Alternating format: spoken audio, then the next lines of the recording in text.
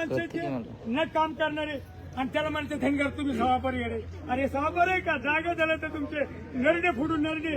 हे दऱ्यातला वाघ आहे धनगर. तुमच्या ज्या ठिकाणी राहायची ताकद नाही त्या ठिकाणी आम्ही बाळापुरे घेऊन राहतो, जंगलात राहतो, वनात तानात राहतो, बिगर पाण्यात राहतो. तुमच्या सगळं बिसलेल्या पाहिजेत गाडीत. अरे हे आमच्या म्हाताऱ्याला गेलं, आमचं तोंड कोरडं पडून म्हणून खिशात बाटली पाणी प्यायला तोंड वलं करण्याकरता. ह्याची काय तुम्हाला जाण राहू दे ना. तुम्ही माणसं आम्ही माणसं. तुम्ही शब्द नाहीत आम्हाला शब्द नाहीत, तुम्हाला शिंग नाहीत आम्हाला शिंग नाहीत. ते एक जात मान्य म्हणून आहे, आणि मान्य जातीनं कसं वागायचं शिकत आहे. जरा शहाणं व्हा. मी 81 वर्षाचा माणूस आहे तरी आणखी एका पोराचं म्हणून धन सोडू शकत नाही. ही धनगराची खानदान आहे, धनगराची खानदान आहे. धन काढते, धम खातो, दुसऱ्याला उतावळी खाते आपल्याला. म्हणून आम्ही साहेब उतावळी करू शकत नाही. धाके साहेब उतावळी तुम्ही म्हणलात, पण उतावळी करणं चांगलं नाही. हे आमच्या लेकरांनी दम काढला, हिरू काढला म्हणून आपण हिच्या ह्या जागेवर बसलो. त्यांनी जर हात फिरवला असता तर माझ्या एकल्याच नाही, तुला दुईला गाठलं असतं. भाऊ म्हणते त्यानं दुईला गाठलं असतं. पण सांगणार की बाबा त्यांच्यावर हात उचलू नका, आपल्याला त्यांच्या बांधाला द्यायचे.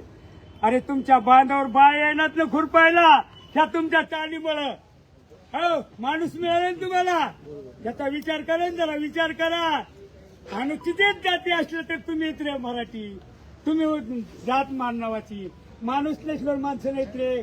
काय करायचं आमच्याजवळ 5 खंड मिळत तर माणूस सांभाळायला नाही. तिकडंच खातं रे वाघ वगैरे. हो तसं तुम्ही आमचं घेऊन दुसऱ्यावर जाता काय? नका नाही धनगर तर खाऊ.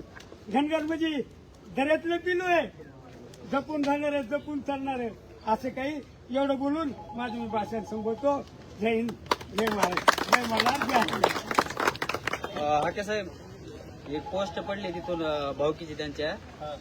शेतात येऊन शेतकऱ्यावर मेंढपाळाची दादागिरी वरून शेतकऱ्यावर केस, शेतकऱ्यांना सावध व्हा. उद्या तुमच्यावर पण हीच वेळ येईल. गळाटवाडीमधील शेतकऱ्यांच्या पाठीशी ठामपणे उभे. त्या माणसावर बेकायदेशीर कारवाई झाली पाहिजे. आम्ही व्हिडिओ काढतो म्हणून आम्हाला हाणले नाही आमच्या पोरायला. तर मग आता त्यांना हे का म्हणून पोस्ट टाकली अशी? ही बघा हे काय नाव बघा, अशोक नरोडे पाटील. अशोक नरोडे नाही का?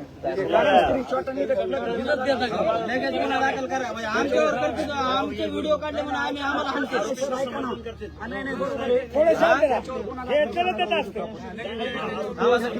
कायदेशीर कारवाई झाली पाहिजे.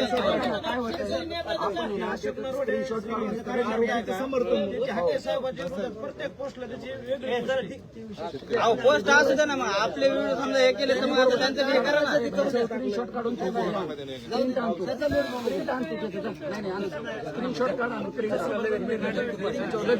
आणि ही महत्वाचा विषय. त्याच्यात काय वैयक्तिक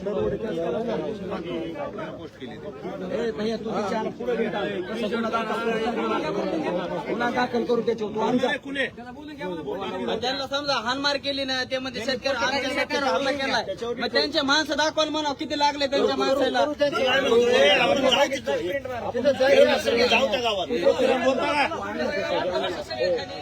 लगेच आपण आहे गुन्हा दाखल. भाऊ 2 मिनिट. सर्व समाज बांधवाला माझी विनंती आहे, माजलगाव मधल्या सर्व समाज बांधवाला विनंती आहे.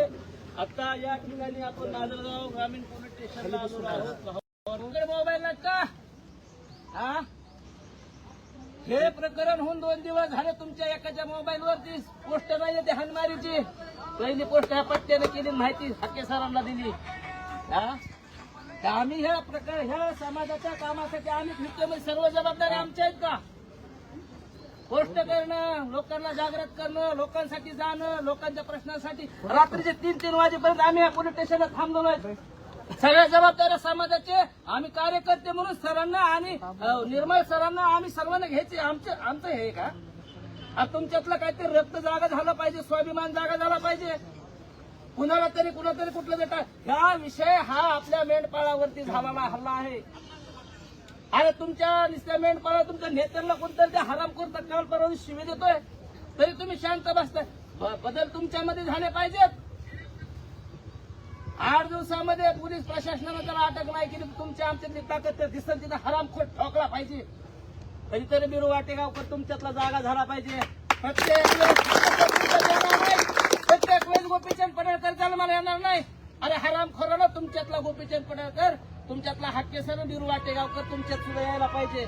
आणि एवढा माणूस बोलला शंड तुम्ही आहेत. समाजानं जागृत झालं पाहिजे. मी दुसऱ्याला दोष देणार नाही.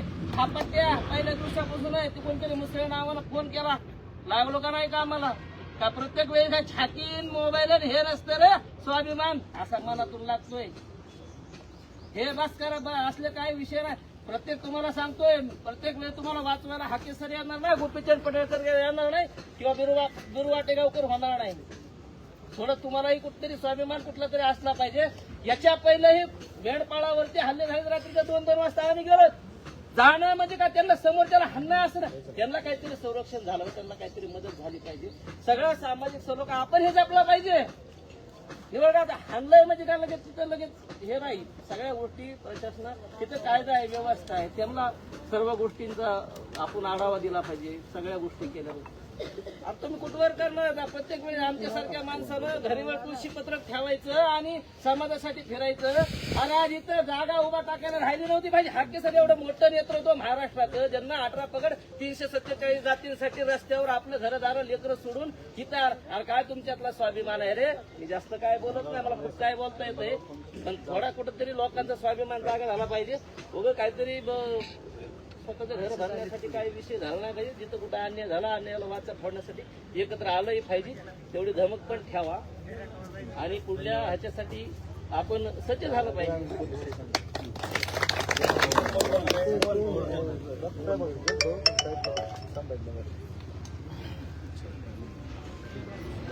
बघायला गेलं तर आज बघते धनगर समाज बांधवावर नाही तर आपल्या संबंध ओबीसी समाजावर गेली बरेच दिवस झालं अशा प्रकारचे अन्याय अत्याचार होत आहेत. आणि तुम्ही आम्ही मोबाईलवर बघून एका शंडासारखं फक्त बघण्याचं काम करतो. खरं बघायला गेलं तर ही आधी तुमच्या आमच्यासाठी लाजीरवाणी गोष्ट आहे. डॉक्टर बाबासाहेब आंबेडकर नेहमी म्हणायचे, शिक्षण हे वाघिणीचं दूध आहे आणि जो पेईल तो गुरगुरल्याशिवाय राहणार नाही. त्याच्यामुळं मी माझ्या धनगर समाज बांधवांना, महाराष्ट्रातल्या प्रत्येक धनगराला नाही तर प्रत्येक ओबीसीच्या मायक्रोतल्या मायक्रो घटकाला मला एक सांगायचंय, 100 वर्षे शेळी होऊन जगण्यापेक्षा एक दिवस वाघ होऊन जगा. इतिहासात तुमची नोंद राहील.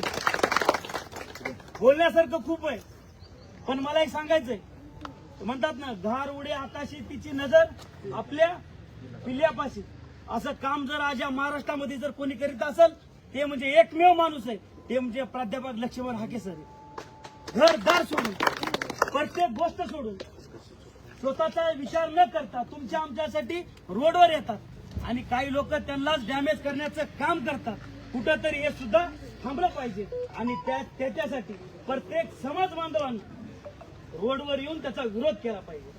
आज सर्वर बोलतात, आज मजावर बोलतात, आज इथं प्रत्येकावर बोलतात आणि तुम्ही बघण्याची भूमिका घेतात. त्यांच्यामुळे ते तोंडसुख घेतात.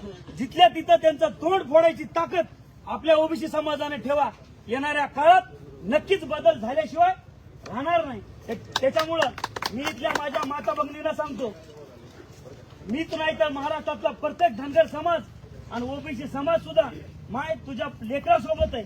आणि इथून पुढे जे काही झाले, पण याच्यानंतर पूर्ण महाराष्ट्रात आपल्या कोण्याच समाजावर अन्याय होणार नाही याची जिम्मेदारी आपण सर्वांनी घ्यावं. एवढंच बोलतो आणि माझं लांब तो मनोगत थांबतो. जय हिंद, जय महाराष्ट्र.